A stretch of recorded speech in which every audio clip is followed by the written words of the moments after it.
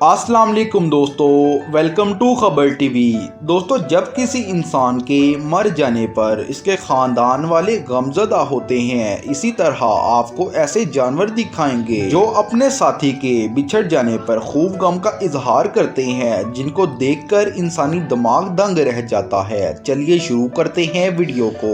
Number 1, penguin. Antarctica में रहने वाले पेंगुइन्स को सर्द मौसम का सामना करना पड़ता है। यहाँ दर्जा हरारत -40 डिग्री तक रहता है। इस सर्द मौसम में पेंगुइन्स के पर इनको गर्म रखने का काम करते हैं। ये ग्रुप में रहते हैं ताकि इन्हें ज्यादा सर्दी ना लगे।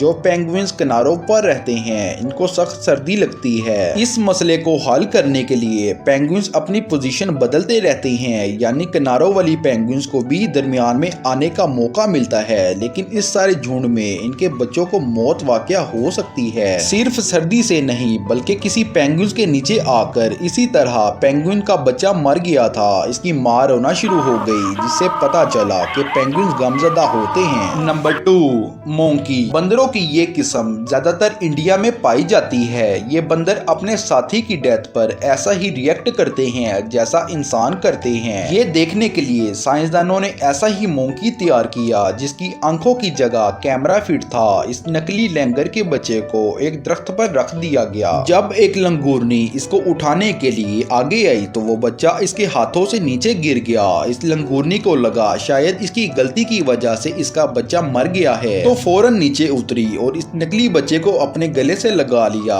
बाकी मोंकीज भी ऐसा करने लगे जैसे किसी का दुख बांट रहे हो। ये देखने से ऐसा मालूम हुआ कि लंगूर भी ऐसा ही बिहेव करते हैं जैसा कि एक इंसान। Number 3, dolphin.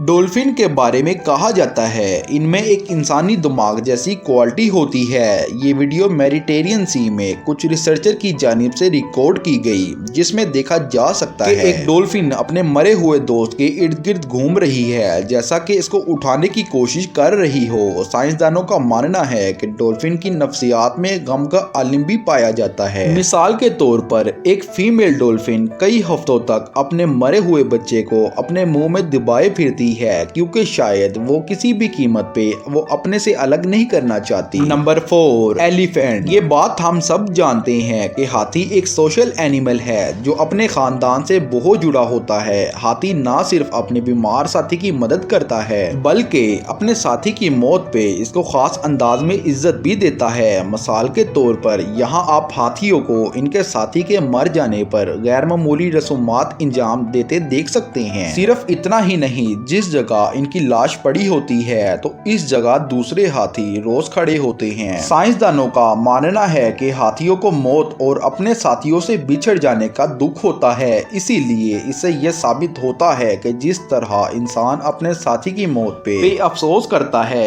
ऐसे ही कुदरत ने जानवरों के अंदर भी ये एहसास रखा है। दोस्तों, ये थी आज की वीडियो। अगर आपको अच्छी लगे तो लाइक कर दें, चैनल को जरूर सब्सक्राइब करें। अपना ख्याल रखिएगा। अल्लाह हाफिज।